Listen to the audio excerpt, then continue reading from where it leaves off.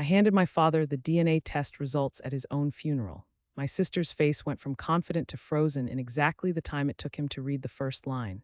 She just finished her little speech about how I needed to be more grateful for everything the family had given me. She didn't know Dad wasn't actually dead. She didn't know he'd helped me plan this for 8 months.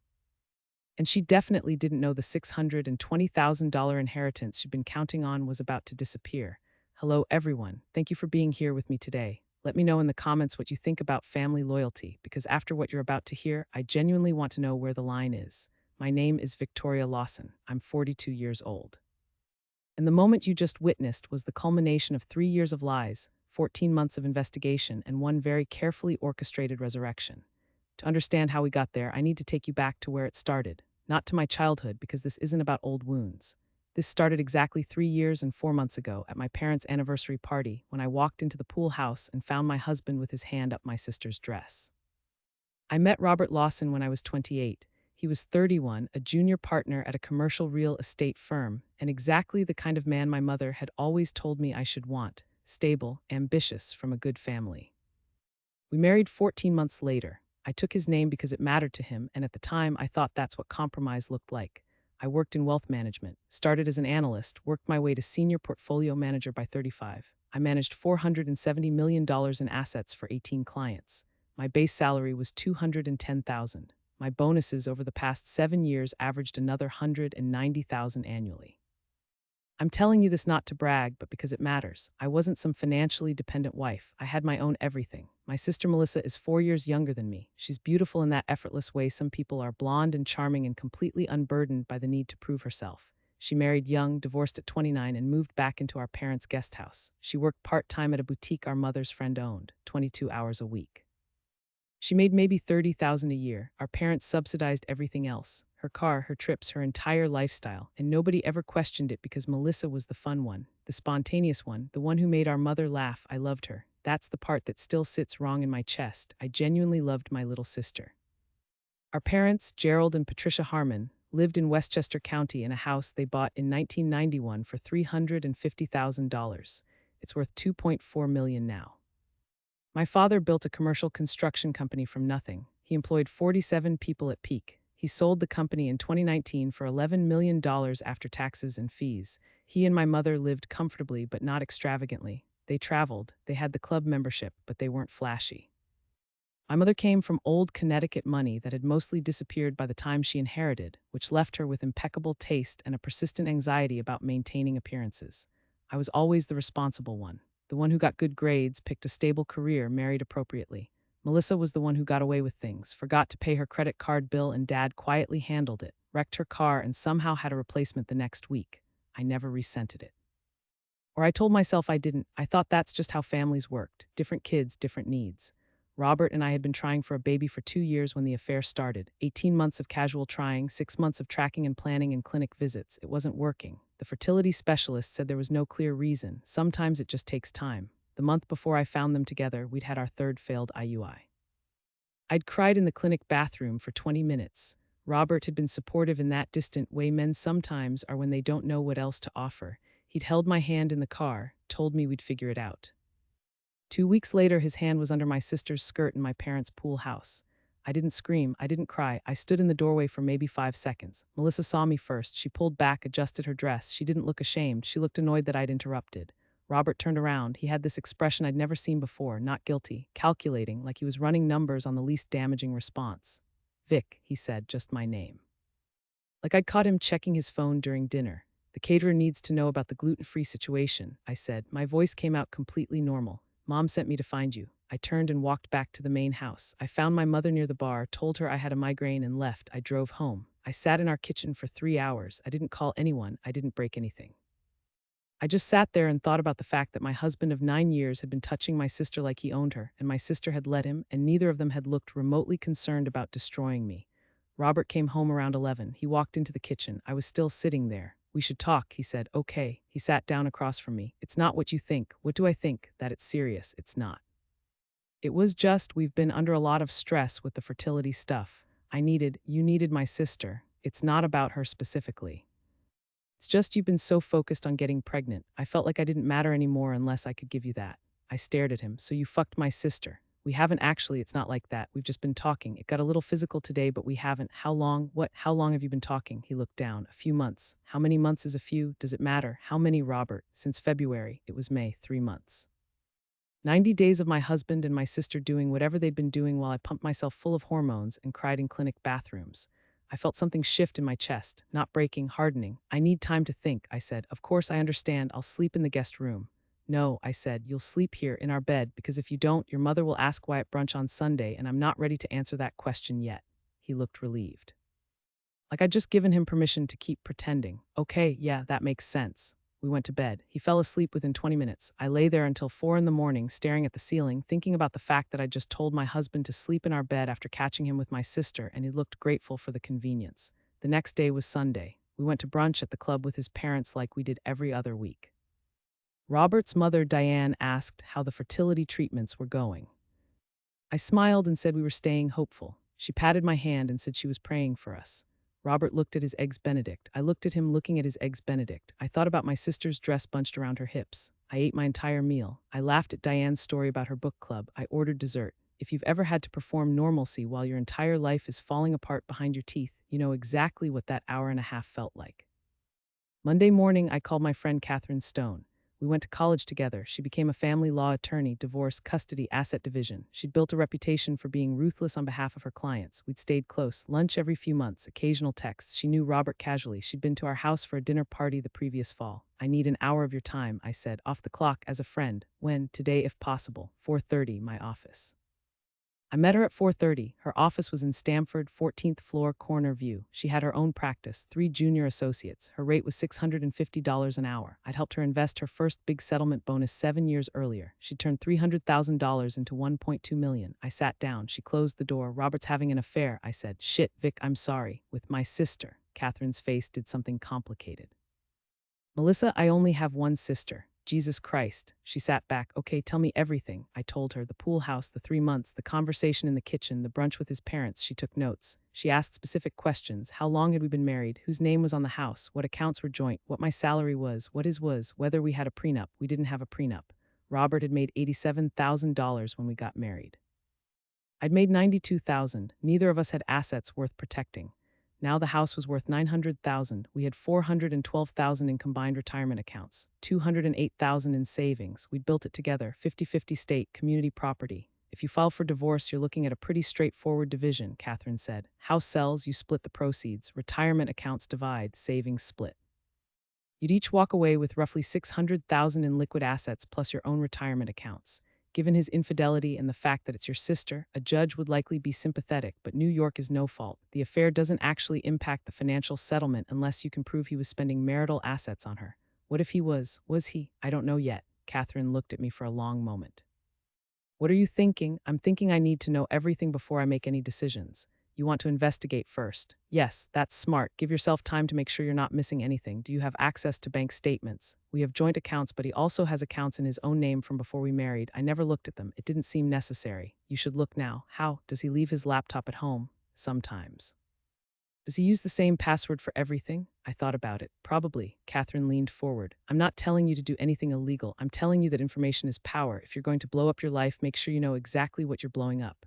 I went home. Robert was in the living room watching a basketball game. I made dinner. We ate together. He asked about my day. I said it was fine. He said his firm was closing a big deal and he might be up for partner in the next round. I said that was great. We cleaned up together. We went to bed. He tried to initiate sex. I said I was tired. He said okay and rolled over. The next morning he left his laptop on the kitchen counter. I waited until I heard his car pull out of the driveway. Then I opened the laptop. He used the same password he'd used for 9 years. The name of his childhood dog plus the year we got married. I went to his email first. I searched Melissa's name. 73 results. I started reading. The first email was from February 14th, Valentine's Day. Subject line, thinking of you. The email said, I know today is complicated, but I wanted you to know I'm thinking about you. Last weekend meant everything to me. I can't wait until we can stop hiding. I sat there, last weekend, Valentine's weekend. I'd been in Boston for a work conference. Robert had said he was staying home to catch up on paperwork. Melissa had posted Instagram photos from a spa day. Apparently they'd both been lying. I kept reading. The emails got progressively more explicit. Plans to meet, hotels. One email referencing a charge on his personal credit card that he described as our little secret. I opened his credit card statements. The charge was from a boutique hotel in Greenwich, $470. The date was March 23rd. I'd been in the city that day for a client meeting. I searched the credit card statements for other hotel charges. I found 6 more over 3 months. Total $3,200 of marital assets spent on hotel rooms to fuck my sister. I kept digging. I found Venmo transfers, $300 in April with a heart emoji, $500 in May with for your trip. Melissa had gone to Miami in May. She'd posted photos. I'd commented on them. I'd told her she looked beautiful. She'd hearted my comment. I downloaded everything, every email, every statement, every receipt. I saved it all to a cloud drive Robert didn't know existed. Then I closed the laptop and put it back exactly where he'd left it. I went to work. I had a meeting with a client who just inherited $4 million and wanted to know how to invest it. I gave him my standard breakdown: risk tolerance assessment, diversified portfolio, long-term growth strategy. He asked if I thought the market would stay stable. I told him nobody could predict the market, but historically, patient investors did well. He signed the paperwork. I walked him out. I went back to my office and locked the door and sat in my chair and stared at the wall. My assistant knocked 20 minutes later. "You have your 3 o'clock in conference room B." I stood up. I smoothed my skirt. I walked to conference room B and presented a portfolio review to a couple with $9 million in assets. They asked about rebalancing. I showed them the projections. They approved the changes. I shook their hands. I went back to my office. That night, Robert said Melissa had texted him asking if we wanted to get dinner that weekend. He said it casually, like it was the most normal thing in the world. "Sure," I said. "Yeah, why not?" He looked pleased, relieved, even like maybe things were going back to normal, like I was getting over it. That Friday, we met Melissa at a restaurant in White Plains. She was already there when we arrived. She hugged me. She smelled like the perfume I'd given her for Christmas. She was wearing a dress I'd helped her pick out 3 months earlier. She kissed Robert on the cheek, just a casual greeting. Nothing anyone watching would think twice about. We sat down. We ordered drinks. Melissa asked about work. I told her about the new client. She said that was amazing. She asked Robert about his partnership track. He said it was looking good. She touched his arm when she said she was proud of him. Her hand stayed there for 3 seconds. I counted. The server came. We ordered food. Melissa got the salmon. Robert got the steak. I got the chicken. Melissa talked about the boutique. They were getting a new shipment from an Italian designer. She was excited. My mother had already pre-ordered 3 pieces. Robert asked what kind of pieces. Melissa described them: a leather jacket, a silk blouse, a cashmere sweater. She said the sweater would look amazing on me. She said I should come by the store next week and try it on. "Sure," I said. "You'd really love it." "What color is that? That deep green you always wear." She was right. I did always wear deep green. She knew that because she was my sister, because we'd grown up together, because I taught her how to drive and helped her move into her first apartment and held her hand through her divorce, because I loved her. The food came. We ate. Robert and Melissa both ordered dessert. I said I was too full. Melissa said we could share hers. She ordered the chocolate mousse. When it came, she offered me the first bite. I took it. It was good, rich and smooth. I told her it was delicious. She smiled. Robert paid the check. We walked out together. Melissa hugged me goodbye. She whispered in my ear, "I love you, Vic." "I love you too," I said. I watched her get into her car, a white Mercedes SUV our father had co-signed for. She drove away. Robert and I got into our car. He was quiet on the drive home. Content maybe, like the evening had gone exactly as he'd hoped. "That was nice," he said. "Yeah, I think Melissa's doing better after everything with the divorce. She seems good. It's good that you two are still close." I looked out the window. We were passing the exit for the Hutchinson River Parkway. It was 8:47 at night. The sky was that particular shade of dark blue it gets in late spring before full night sets in. "Yeah," I said, "it's good."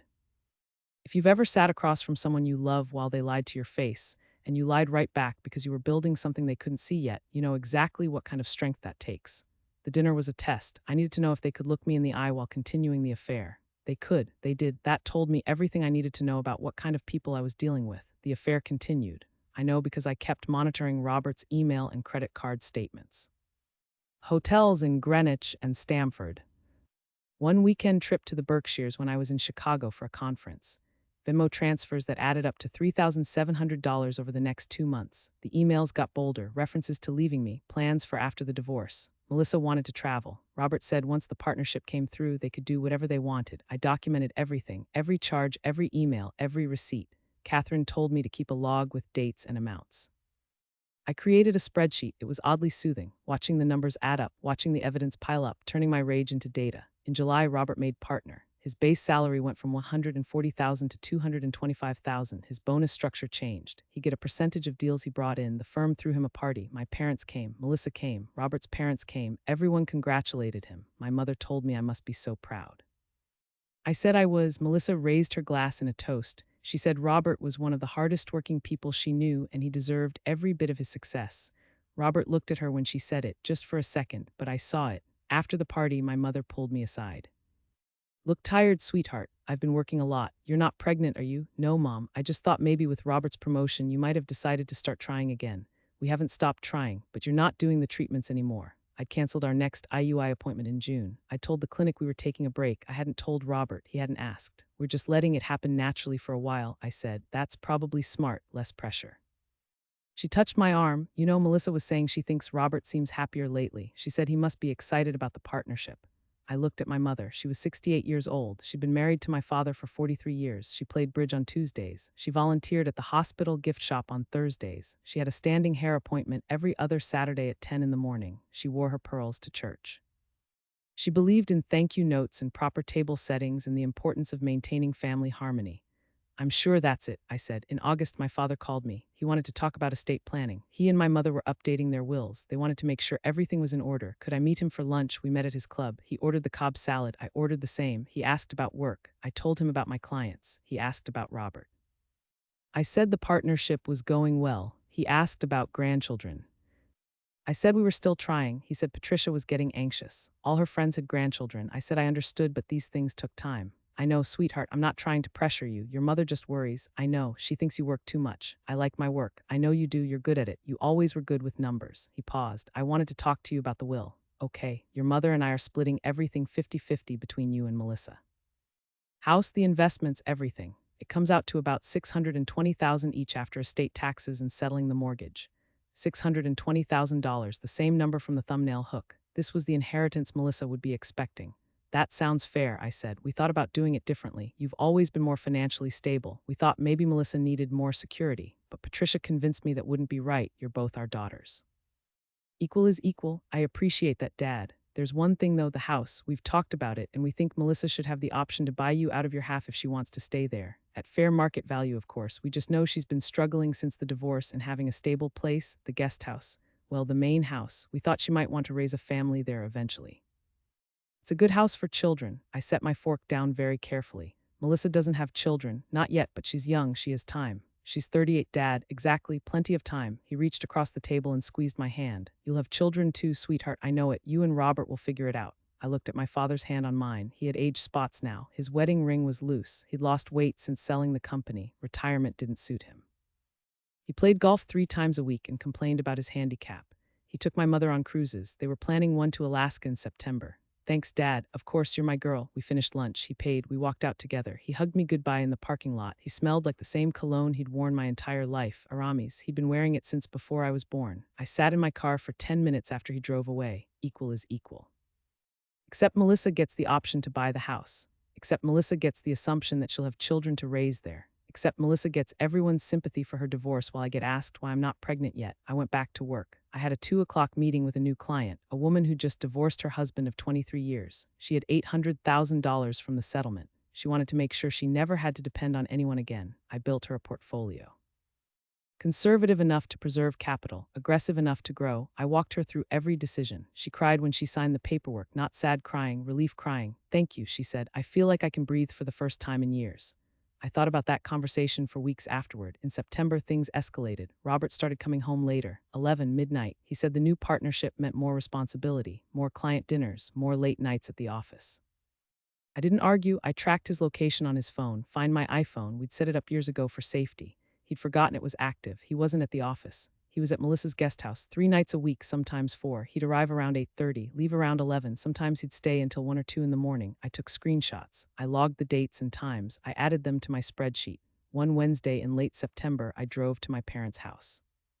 I parked down the street where my car wouldn't be visible from the main house or the guest house. I waited. At 8:42, Robert's car pulled into the driveway. He parked near the guest house. He got out, he walked to the door, he didn't knock, he just went in. I sat there until 11:15. He came out, he looked relaxed, happy. He got in his car, he drove away, I drove home. I got there before he did. I was in bed reading when he came in. Sorry I'm late, he said. Client dinner ran long. That's okay. He showered. He got into bed. He fell asleep. I lay there thinking about the fact that he just spent 3 hours at my sister's house and then come home and lied about it with the same mouth he'd used to kiss her. The next morning I called Catherine. I need to meet. When? Today, 5:30, my office. I brought the spreadsheet, printed in digital, 6 months of evidence. Hotels, transfers, credit card charges, location data, emails. Catherine went through it page by page. She didn't say anything for 20 minutes. Then she looked up. This is airtight. Good. I can file tomorrow if you want. I don't want to file yet. Why not? I've been thinking about this for weeks. The angles, the timing, the maximum possible damage, because I want to know if there's more. More what? More money, more plans, more anything. I leaned forward. Robert just made partner. His compensation is changing. I want to see his new contract. I want to see if he's planning to hide assets. I want to know if they're planning to get married. I want to know everything before I move. Catherine studied me. You're not just documenting for divorce, you're building a case. Yes, for what? I don't know yet, but when I figure it out, I want to have every possible piece of ammunition. Okay, she closed the folder. Keep doing what you're doing. But Vic, at some point, you're going to have to actually pull the trigger. I will, when I'm ready. I kept gathering evidence. In October, I found emails between Robert and his financial advisor. They were discussing moving money into accounts in his name only. The advisor suggested setting up a trust. Robert asked if I'd be able to access it. The advisor said not if it was structured correctly. Robert said to proceed. I forwarded the emails to my own secure account. Then I called my own financial advisor, different firm, different person, someone Robert had never met. I need to restructure some accounts, I said. What are you thinking? I want to move money into my name only, quietly, without my husband knowing. Are you getting divorced? Eventually. How much are we moving? Everything that's mine. We moved $104,000 from our joint savings into a new account in my name only. It was my bonus money from the previous 2 years. Money I'd earned. I had the documentation. If Robert noticed, I could justify it, but he didn't notice. He was too busy planning his own exit. In November, my mother called. She wanted to know if Robert and I were coming for Thanksgiving. I said we were. She said Melissa was bringing someone, a new boyfriend. She sounded excited. What's his name? David. He's a lawyer. Melissa met him at a benefit in September. He seems very nice. I felt something cold slide down my spine. That's great. She's been so much happier lately. I think she's finally moving on from the divorce. Thanksgiving was November 23rd. We arrived at 2. Melissa was already there. She was in the kitchen with my mother. She hugged me when I walked in. Vic, I've missed you. Missed you too. How's work? Busy? You? Good. Really good, actually. She glanced toward the living room. David's here. I want you to meet him. David was tall, mid-40s, silver at his temples. He had a firm handshake and an easy smile. Corporate attorney, worked at a firm in Manhattan. Melissa had met him at a charity auction. They'd been dating for 6 weeks. He seemed smitten with her. She glowed around him. Robert shook his hand. Good to meet you. You too. Melissa talks about you guys all the time. All good things, I hope, Robert said. Of course. We sat down for dinner, 18 people. My parents, Robert and me, Melissa and David, Robert's parents, my mother's sister and her family, some family friends. The table was full. My mother had done her usual elaborate spread. Turkey, ham, 6 sides, 3 pies. My father said grace. We ate. Conversation flowed. David talked about a case he was working on. Melissa laughed at something he said. Robert asked him about his firm. David asked Robert about real estate. They discovered they knew some of the same people. Small world. Everyone agreed. I watched Robert watch Melissa. He was being careful, nothing obvious. But I saw the moment she laughed at David's joke, and I saw Robert's jaw tighten. I saw the moment David put his hand on Melissa's shoulder, and I saw Robert look away. After dinner, I went to the bathroom. When I came out, Robert was in the hallway, alone. You okay? I asked. Fine. You seem tense. I'm not. Okay. He looked at me for a long moment. Do you think Melissa's serious about this guy? I have no idea. Why? Just wondering. I tilted my head. Does it matter? What? No, I'm just making conversation. Okay, I walked away. I went back to the dining room. I sat down next to my mother. She was talking about the Alaska cruise. They'd seen whales. She showed me photos on her phone. I made appropriate comments. Beautiful, amazing, what an incredible experience. Melissa and David left around 7. She hugged everyone goodbye. She whispered to me, lunch next week, just us? Absolutely. Robert and I left around 8. We drove home in silence. He was gripping the steering wheel too hard. I pretended not to notice. David seems nice, I said. Yeah, Melissa seems happy. Yeah, are you upset about something? No, why would I be upset? I don't know, you just seem, I'm fine, Victoria. He never called me Victoria unless he was angry. I filed that information away and stopped talking. When we got home, he went straight to his laptop. I went to our bedroom. I put on pajamas. I got into bed. I could hear him typing aggressively in the living room. At 11, he came to bed. He didn't try to touch me. He turned away and was asleep within minutes. I lay there thinking about the look on his face when David touched Melissa's shoulder. The next morning, I checked his email. There was a message to Melissa sent at 10:47 the previous night. Subject, really? Message, you're seriously dating someone else after everything we've talked about? I thought we had a plan. Her response came at 11:02. Robert, you're married. Exactly did you think was going to happen? I'm 38 years old. I want a real relationship. David is offering me that. His response at 11:15, I'm getting divorced. I told you that. We just need to wait for the right time. Her response at 11:23, you've been saying that for months. I'm not waiting anymore. I deserve better than being your secret. His response at 11:31, I'm making you wait. Are you fucking kidding me? I've put my marriage on the line for you. I've spent thousands of dollars taking you places, buying you things, and now you're dating some asshole lawyer you met 6 weeks ago. Her response at 11:48, don't contact me again. No response from Robert after that. I sat at the kitchen counter reading the exchange 3 times, then I saved it, printed it, added it to my file. Robert came downstairs around 9. He looked like he hadn't slept. Morning, I said. Morning. Coffee? Yeah, I poured him a cup. He sat at the counter. He looked at his phone, put it down, picked it up again. You okay? I asked. Fine. You seem distracted. Work stuff. On Black Friday? It never stops. I nodded. I drank my coffee. I thought about the fact that my husband had just been dumped by my sister via email and I was the only one who knew. That Sunday, Melissa called me. Can we talk? Of course. In person. Can you come over? I drove to my parents' house. Melissa was in the guest house.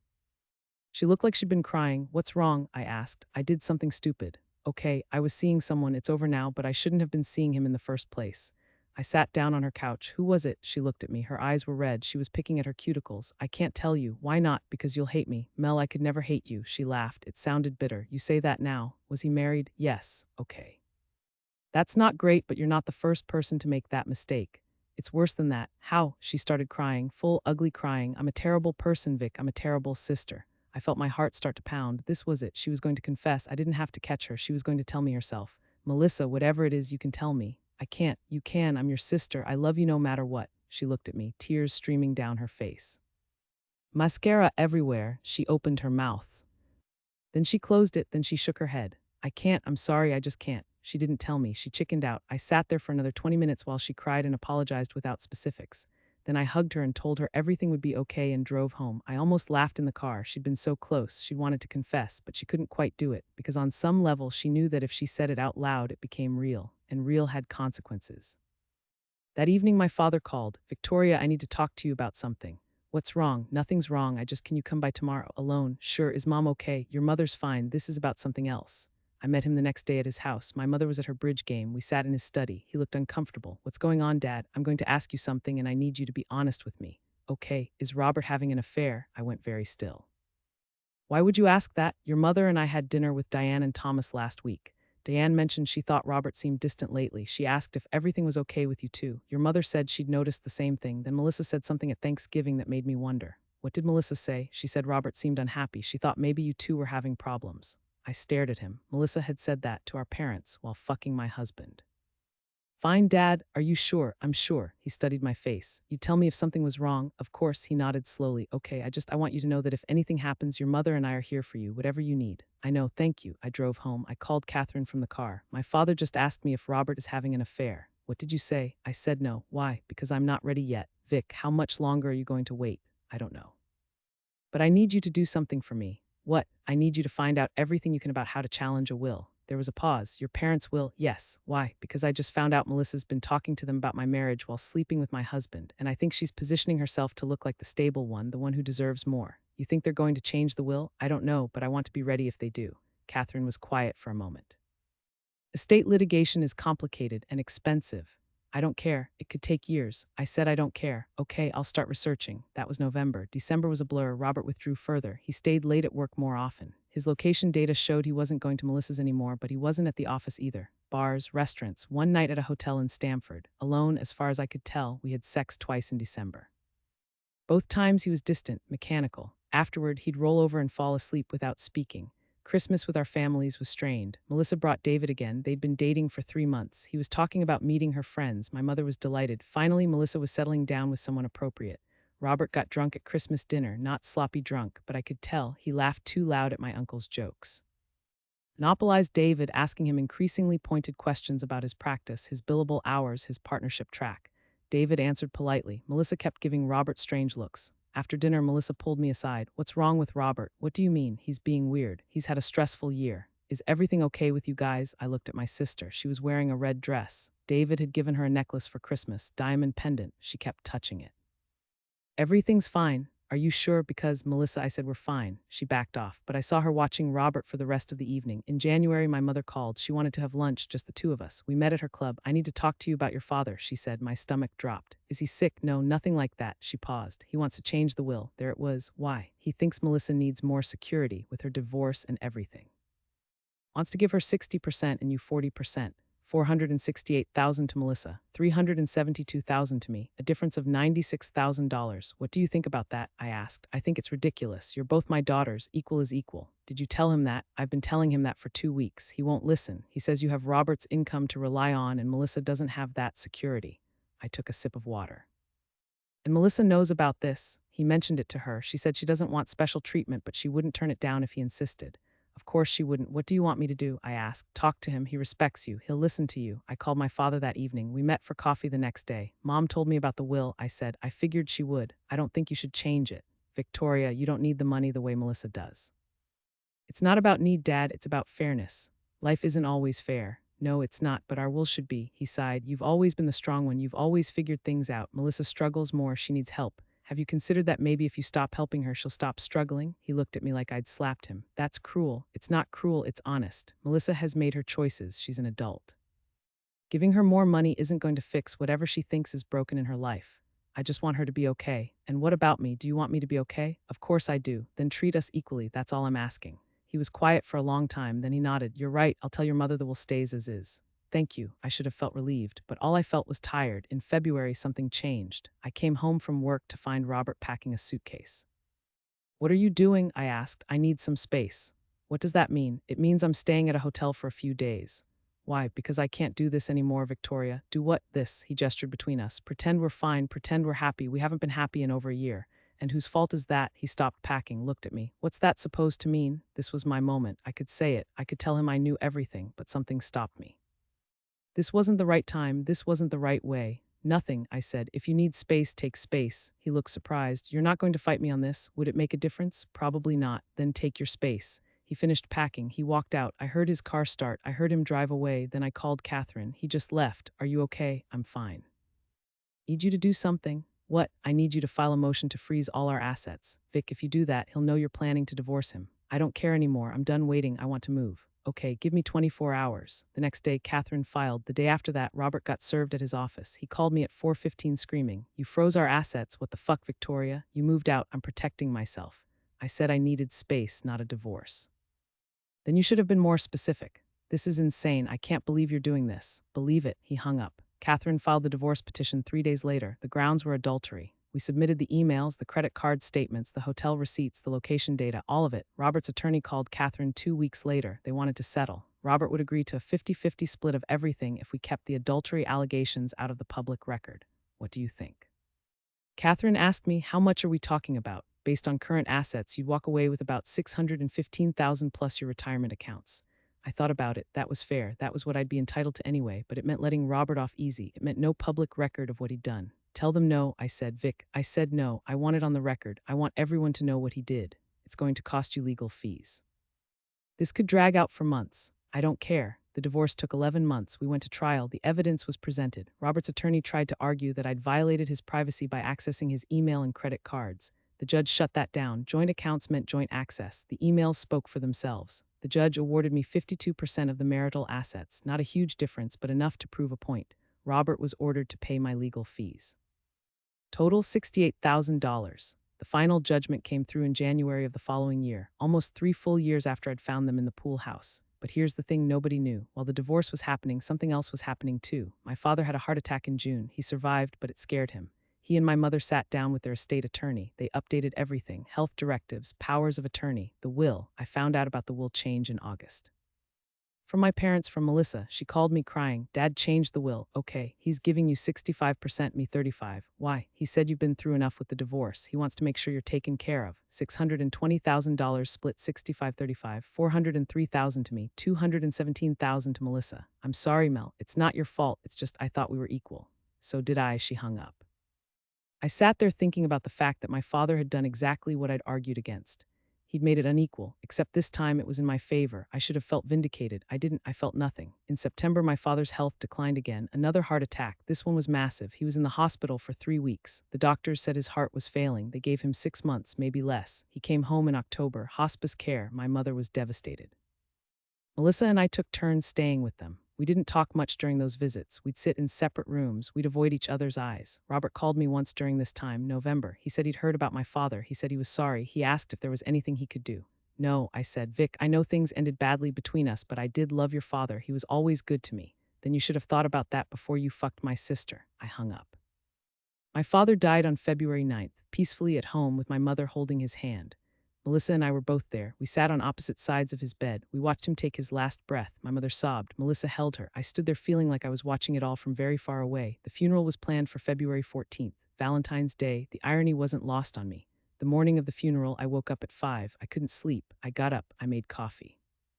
I sat at my kitchen table and thought about my father, about the last conversation we'd had. 3 days before he died, he'd been in and out of consciousness. But that afternoon, he'd been lucid. Victoria, he'd said, I'm here, Dad. I need to tell you something. Okay, I know about Robert and Melissa. My heart stopped. What? I've known for months. Since last summer, I saw them together at a restaurant in Stamford. I didn't say anything because I didn't know what to say. Dad, I changed the will because of it. I know that's not fair to Melissa, but she hurt you, and I couldn't give her more after what she did. He'd fallen asleep after that. He never woke up lucid again, so he'd known the whole time, and he'd changed the will to punish her. I sat at the funeral that afternoon in the front row, my mother on one side, Melissa on the other. Robert came. I saw him in the back. He didn't approach us. People spoke, friends, business associates. The pastor, they talked about my father's life, his company, his family, his generosity. Then Melissa stood up. She walked to the front. She wasn't supposed to speak. We hadn't planned for anyone to speak except the pastor, but she stood there anyway. I want to say something about my father, she said. She talked about growing up, about how Dad had always been there for her, how he'd supported her through her divorce, how he'd never made her feel like a failure even when she felt like one. How he'd loved her unconditionally. Then she said, and I want my sister to know that I'm sorry. I looked up. She was looking right at me. Victoria, I'm sorry for everything, for being weak, for making terrible choices, for hurting you when you deserved better. Dad knew what I'd done. He told me before he died. He said he was disappointed in me, and he was right to be. The room went silent. Everyone was staring. My mother's hand gripped mine. Melissa was crying now. I slept with Victoria's husband. For 3 years, I betrayed my sister in the worst possible way, and I've been too much of a coward to say it out loud until now. But Dad's gone, and I can't lie anymore. I'm sorry, Vic. I know it doesn't change anything, but I'm so sorry. She sat down. The room was still silent. I could feel everyone looking at me, waiting for my reaction. I stood up. I walked to the front. I had something in my purse. I'd been carrying it for 8 months, waiting for the right moment. This felt like it. I pulled out an envelope. I handed it to my mother. This is a paternity test, I said. My voice was completely calm. Melissa, you need to read it. Melissa looked confused. What are you talking about? Open it. My mother opened the envelope with shaking hands. She read the first page. Her face went white. What is this? She whispered. Melissa, you told me 2 months ago that you were pregnant. You said the father was David, that he'd left you when you told him. You asked me for money. I gave you $15,000. Melissa stood up. Vic, but that wasn't true, was it? Because David never left. I called him last week. He had no idea you were pregnant. He had no idea you'd asked me for money. I can explain. The baby isn't David's, it's Robert's. You got pregnant during the affair, and when Robert wouldn't leave me for you, you claimed it was someone else's baby. The DNA results showed Robert as the father.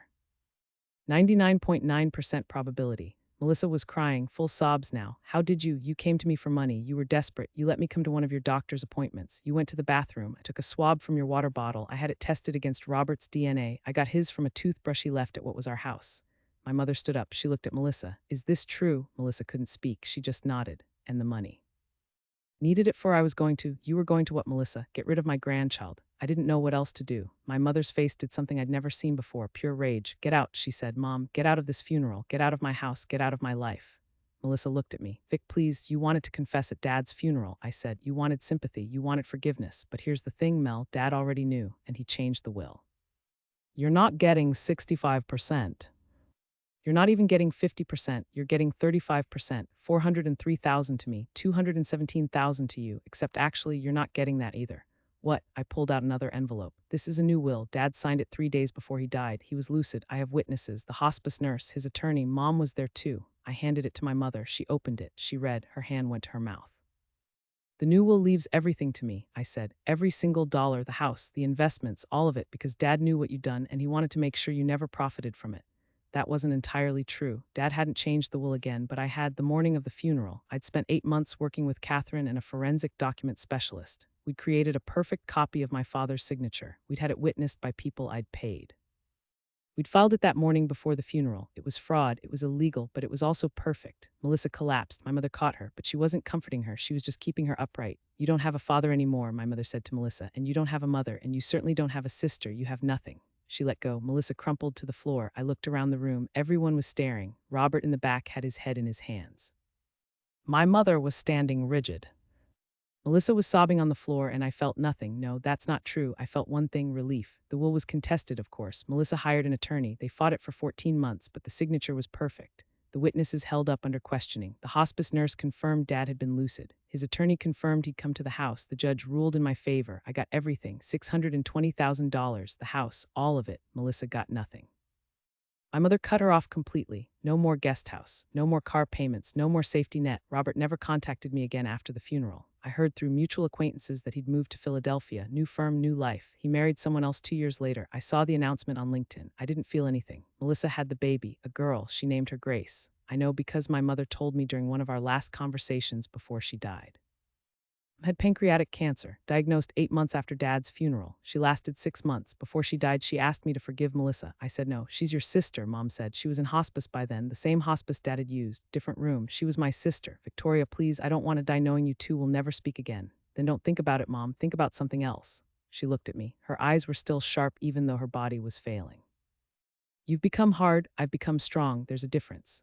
Is there? Yes. She died 3 days later. I was there. Melissa wasn't. Mom had asked her not to come. In the end, even Mom couldn't forgive what Melissa had done. The funeral was small. Mom's sister came. A few friends from the club, the pastor. Robert sent flowers. I had them thrown away. I inherited everything from Mom, too. Another $417,000 after the house sold and debts were settled. Combined with Dad's inheritance and my divorce settlement and my own savings, I had just over $2.1 million. I quit my job 3 months after Mom died. I'd been there for 19 years. They offered me a retention package. I took it, another $230,000. I moved to Charleston, South Carolina. I'd never been there before. I picked it because it wasn't New York and it wasn't anywhere anyone from my old life would think to look for me. I bought a house 3 blocks from the water. Nothing huge, 2,200 square feet, 3 bedrooms, a porch. I paid cash. I didn't work for 2 years. I just existed. I read books. I learned to cook properly. I took a pottery class and discovered I was terrible at it. I took a painting class and discovered I was worse. I volunteered at a literacy center teaching adults to read. That I was good at. Eventually, I started a small consulting practice. Wealth management for women going through divorce. I had 5 clients the first year. I have 43 now. I charge by the hour. I make enough. One of my clients asked me last year how I'd rebuilt after my divorce. I told her the truth. I said I'd had money and I'd had time and I'd had absolutely nothing left to lose. What about your family? She asked. I don't have family. No one, no one. She looked sad for me. I wasn't sad. I was free, but that was all later. At the funeral, in that moment after I'd revealed everything, none of that had happened yet. I was still standing at the front of the room. Melissa was still on the floor. My mother was still standing rigid. The witnesses were still staring. Robert walked out. I watched him leave. He didn't look back. The funeral director approached carefully. Ms. Lawson, should we continue? No, my mother said. Her voice was ice. We're done here. People filed out, slowly at first, then faster. Like they couldn't get away quick enough, my mother's sister tried to approach her. Mom held up her hand. Not now, Linda. Linda left. Within 10 minutes, the room was empty except for me, my mother, and Melissa. Melissa was still on the floor. She'd stopped crying. She was just sitting there, staring at nothing. My mother looked at me. Is it real? The DNA test? Yes. The will? I held her gaze. What do you think? She studied my face for a long moment. Then she nodded once. Good. She walked over to Melissa. She looked down at her. You will leave my property by the end of the week. You will take nothing that I paid for. That means the car, the furniture in the guest house, anything I bought you. You will find somewhere else to live. You will not contact me. You will not contact your sister. If you try, I will file a restraining order. Melissa looked up. Mom, please, I don't have a daughter named Melissa anymore. My mother walked out. I looked at Melissa one last time. She was 38 years old. Pregnant with her married ex-brother-in-law's child. About to lose her home, her mother, and $620,000. Vic, she whispered, please. No, I walked out. The legal fight started 3 days later. Melissa's attorney filed a contest of the will. They claimed undue influence. They claimed the signature was forged. They claimed Dad wasn't in his right mind. Catherine and I were ready. We had medical records proving Dad's lucidity. We had the hospice nurse's testimony. We had the attorney's notarized statement. We had everything.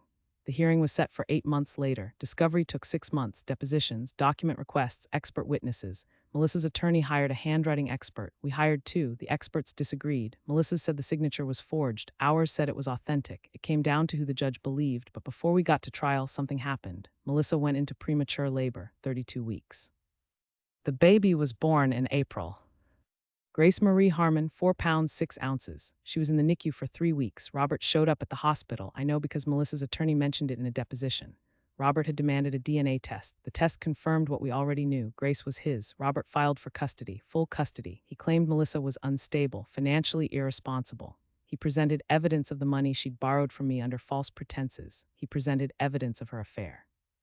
He painted her as unfit. Melissa fought back. She claimed Robert had coerced her, manipulated her. She said she'd been vulnerable after her divorce and he'd taken advantage. She said she'd ended the affair and he'd refused to let her go. The family court judge didn't care. Robert had a stable job, a home, an income. Melissa was living in a studio apartment in Yonkers, working part-time at a coffee shop, barely making rent. Robert got primary custody. Melissa got supervised visitation.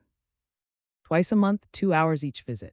She dropped the will contest 2 weeks later. Her attorney said she couldn't afford to fight both battles. She had to choose. She chose her daughter. The judge ruled in my favor by default. The will stood. I got everything. I should have felt triumphant. Instead, I felt exhausted. I went to the house one last time before it sold. It was empty. My mother's things had been sorted, some donated, some sold. A few pieces I'd kept, her jewelry, her wedding china. The photo albums.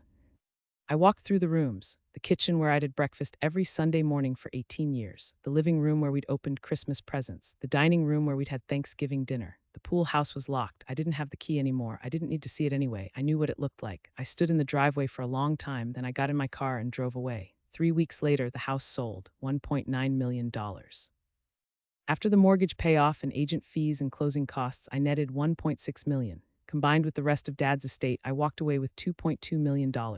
Melissa walked away with nothing. I moved to Charleston in September. The house closed in October. I furnished it slowly. A couch, a bed, kitchen table, bookshelves. I didn't rush. I had time. I joined a gym. I started running. I'd never been a runner before. I hated it at first, but I kept going. 4 miles. Then 5, then 6. By December, I was running 8 miles 3 times a week. I lost weight, not because I was trying to, just because I was moving and sleeping and not carrying rage around like a second skeleton. I made a friend. Her name was Jordan. She taught the pottery class I'd failed. She was 53, divorced twice, and she ran a gallery downtown. She invited me to a wine tasting in November. I went. I met 6 other women. Had nothing in common except geography and the fact that we were all starting over in different ways. We started meeting every other Thursday. Wine, cheese, conversation. Nobody asked too many questions. We just existed in each other's presence. It was enough. In January, Robert sent me an email. The subject line was Grace. I stared at it for 3 days before opening it. The email said, "Victoria, I know we haven't spoken since the funeral. I know you have every reason to hate me. But Grace is going to have questions someday about her family, about her mother's side. I'm writing to ask if you'd consider being part of her life. Not as an aunt necessarily, but as someone who knew her mother before everything fell apart. I'm not asking you to forgive me or Melissa. I'm asking you to give Grace the chance to know her history. Think about it, Robert." I read it 4 times, then I deleted it. Grace wasn't my responsibility. She wasn't my family. She was the product of a betrayal that had cost me my marriage, my sister, and both my parents. I didn't respond. Robert sent another email 6 weeks later, just one line: "I understand, I'm sorry for everything." I didn't respond to that one either. In March, I got a message from a number I didn't recognize. "Vic, it's Melissa. Please don't delete this. I just want you to know I'm sorry for all of it. I don't expect forgiveness. I just wanted you to know." I blocked it. 2 days later, a letter arrived, handwritten. Melissa's handwriting, I recognized it immediately. We'd written letters to each other when she went to summer camp when we were kids. Hers had always been loopy and dramatic. I threw it away without opening it. A week later, another letter, then another. She sent one every week for 2 months. I threw them all away, unopened. In May, they stopped. I didn't know if that meant she'd given up or if something had happened. I didn't look into it. I didn't care. Jordan asked me once about my family. We were sitting on my porch. It was evening, late spring. The air smelled like jasmine. "You never talk about them," she said. "There's nothing to talk about. Everyone has family. I don't. Parents, siblings, dead or dead to me, same difference." She looked at me for a long moment. "That's sad." "It's not. It's just true." "Do you miss them?" I thought about it. Did I miss my father, the man who'd known about the affair and changed his will to punish Melissa? The man who'd protected me in death even though he'd been too uncomfortable to protect me in life? Did I miss my mother, the woman who'd enabled Melissa for 38 years and then cut her off the moment it became inconvenient? Did I miss my sister, the woman who destroyed my marriage and lied to my face and asked me for money to abort the child she'd conceived with my husband? "No," I said, "I don't miss them. Not even a little, not even a little." Jordan nodded. She didn't push. "That's why we were friends." In July, I started dating someone. His name was Marcus. He was a contractor. He'd done some work on my house, replaced the deck, fixed a leak in the roof. He was 47, divorced, no kids. He had kind eyes and rough hands, and he made me laugh. We went out for coffee, then dinner, then a concert. It was easy, comfortable, no drama, no secrets. Just 2 people who'd been through their own versions of hell and come out the other side. He asked me about my marriage once. We were in bed. It was August. The windows were open. I could hear the ocean. "What happened?" he said. "He cheated." "With who?" "My sister." He went very still. "Jesus." Yeah. Are you still in touch with her? No. Does she try to contact you? She used to, not anymore. Do you think you'll ever forgive her? I turned to look at him. No, never, never. That's pretty definitive. It is. He was quiet for a while, then he said, I get it. Yeah, yeah, some things you don't come back from. We stayed together for 11 months. It ended amicably. He wanted to move to Asheville for a job. I didn't want to leave Charleston. We had dinner one last time. We hugged. We promised to stay friends. We didn't. I was okay with that too. In December of that year, I got a call from an attorney I didn't know. His name was Paul Hendricks. He said he represented Melissa. I'm calling because my client would like to discuss a settlement regarding Grace. I'm not Grace's guardian. Talk to Roberts. We have. He's agreed to supervised visitation if you're willing to be present. I laughed. Absolutely not. Ms. Lawson, my client, is desperate. She hasn't seen her daughter in 8 months. Robert is using the relationship between you and Melissa as leverage. He says if you won't facilitate a reconciliation, he won't allow unsupervised visits. That's between Robert and Melissa. Grace is 3 years old. She's asking about her mother. Not my problem. Ms. Lawson, tell your client that I said no. And tell her to stop trying to use her daughter to get to me. It won't work. I hung up. Paul Hendricks sent a letter 2 days later. I threw it away. Melissa didn't contact me again. I heard later, through a source I won't name, that Robert eventually allowed unsupervised visitation. Not because he forgave Melissa, because Grace started having behavioral issues and the therapist recommended more time with her mother. I didn't ask for details. I didn't want them. 5 years after the funeral, I was in a coffee shop in Charleston. It was a Tuesday morning. I was reading the paper. Someone sat down across from me. I looked up. It was Melissa. She looked different, older, thinner. Her hair was shorter. She had lines around her eyes that hadn't been there before. Please don't leave, she said. How did you find me? It took a while. I hired someone. You need to go. I know you don't want to talk to me. I know I don't deserve your time. But I need to say something and then I'll leave and I'll never bother you again. I should have walked out. I didn't. You have 2 minutes. She took a breath. I'm not here to ask for forgiveness. I know I'll never have that. I'm here to tell you that you were right about everything. I was weak. I was selfish. I destroyed your life because I was jealous of you. I always was from the time we were kids. You were smarter, more capable, more everything. And instead of being proud of you, I resented you. And when Robert showed me attention, I took it because it felt like proof that I could have something you had, that I could be worth something.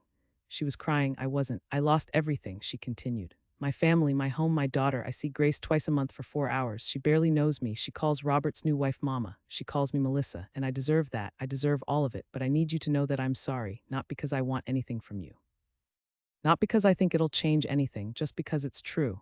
I looked at her, this woman who'd been my sister, who I'd loved, who I'd protected, who destroyed me. Okay, I said, okay, you said what you needed to say, now you can leave. That's it. What did you expect, Melissa? Tears, hugging, reconciliation? I don't know, you're right, you destroyed my life. You took my husband. You made me doubt my worth. You turned our parents' final years into a battlefield. And then you tried to use your daughter to manipulate me. So yes, you're sorry, I believe you, but sorry doesn't fix anything. Sorry doesn't give me back the 3 years I spent thinking I wasn't enough. Sorry doesn't bring back mom and dad. Sorry is just a word. She stood up. I understand. Good. For what it's worth, I'm glad you're okay. I'm glad you got out. I didn't get out, Melissa. I built a life without you. There's a difference. She nodded. She turned to leave. Then she stopped. Grace asks about you sometimes. Robert told her she had an aunt named Victoria. She wanted to know why she's never met you. What does Robert tell her? That you live far away. That's accurate. She wanted me to tell you that she made you a drawing. It's of a house by the water. She said she hopes you like it. Melissa pulled a folded piece of paper from her purse. She set it on the table, then she walked away. I sat there for a long time, then I picked up the paper. I unfolded it. It was a child's drawing, a blue square for the ocean, a yellow circle for the sun, a brown rectangle for a house, green grass, a stick figure with yellow hair. The words for Aunt Victoria written at the top in uncertain letters. I stared at it for 5 minutes, then I folded it up. I put it in my bag. I didn't frame it. I didn't keep it on my fridge, but I didn't throw it away either. It's in a drawer in my desk. I take it out sometimes, not often, maybe twice a year. I look at it. I think about a little girl who doesn't know me but drew me a picture anyway. Then I put it back. That was 3 years ago. Melissa hasn't contacted me since. I haven't contacted her. Grace is 8 now. I know because I checked Robert's Facebook once, just once. His profile is public. There's a photo of her from last month. She's on a swing set. She's laughing. She looks happy. I'm glad for that. I still live in Charleston. I still run my consulting practice. I have 61 clients now. I make more than I need. I save most of it. I don't know what I'm saving for. Maybe nothing. Maybe that's okay. I bought a dog last year, a rescue, some kind of terrier mix. Her name is Scout. She sleeps on my bed. She runs with me in the mornings. She's terrible at fetch, but excellent at just existing in the same room. I'm 50 years old now. I have friends. I have work I care about. I have a house I own. I have a life that's entirely my own. I don't hate my sister. I don't hate Robert. I don't even hate my parents for the ways they failed me. I just don't need any of them anymore. My name is Victoria Lawson. I was betrayed by the people who were supposed to love me most. I lost my marriage, my family, and $2.2 million that should have been split with the sister who destroyed me. But I didn't stay destroyed. I took every piece of evidence, every lie, every stolen dollar, every moment of humiliation. And I turned it into a case so airtight that even a forged will couldn't be proven false. I'm not proud of the forgery, but I'm not ashamed of it either. My father knew what Melissa had done. He wanted her punished. I just made sure it happened. Some people would call that wrong. Maybe it is, but I call it justice. If you're setting yourself on fire to keep someone else warm, stop. Let them freeze. Save yourself. Build something they can't touch. Become someone they can't break. Your life is waiting. You just have to be brave enough to claim it. Hit that like button if this story resonated with you. Share it with someone who needs to hear that they deserve better. And comment below if you've ever had to choose between family loyalty and self-respect. I want to hear your stories because the truth is we're all Victoria in some way. We've all been betrayed. We've all been underestimated. We've all had to decide whether to stay in the fire or walk away. I walked away. And on the other side, I found myself. You can too.